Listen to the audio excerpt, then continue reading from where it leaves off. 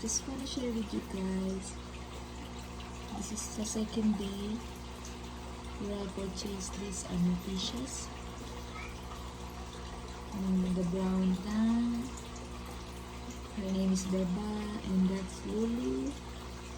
The black. Hindi ko alam kung anong species. And I have a peacock mantis shrimp. Her name is Lola. Hello, Lola. Actually, hindi ako inalaw. I wasn't allowed to purchase an anemone and some corals. They say, I try ko muna sa mga fishes kasi dapat daw mga 2 weeks from the pet shop.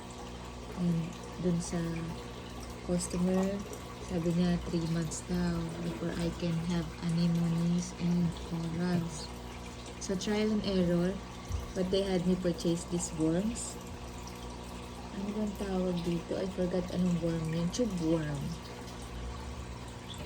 Hopefully, actually kasabay nito, ito si Lolo. My seahorse. Hello, Lolo.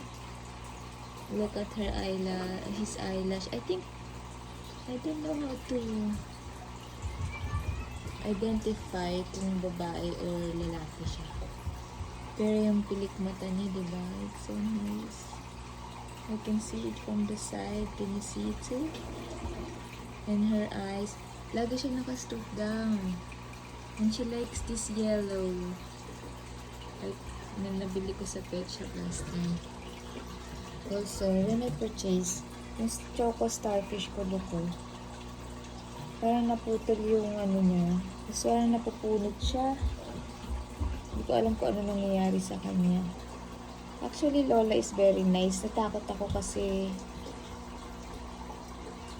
after ko silang i-purchase lahat, nasabi na sa pet shop, pwede daw silang magkakasama. Doon sinabihan ako na, nakita ko na search ko na very dangerous para kay seahorse with the mantis shrimp. Kasi it moves very slow.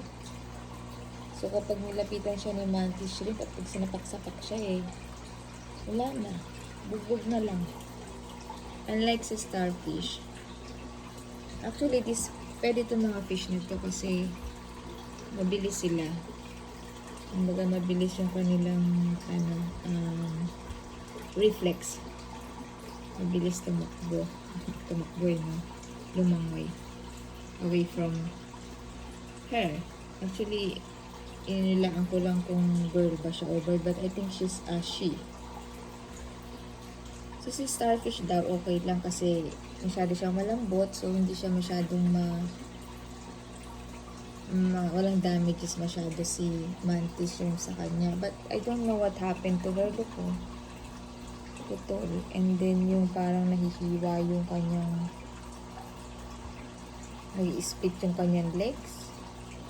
Actually, meron pa dong isa nasa likod. Wait lang. Ayun siya. Si Boo. Actually, ito si Boo.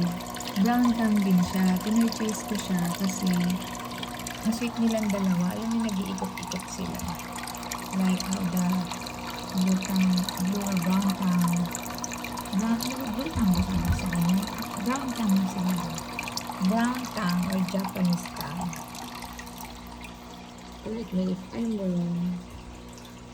So, yan. Testing daw muna. Ito muna ang gagawin ko. Actually, ito yung pinurchase kong house for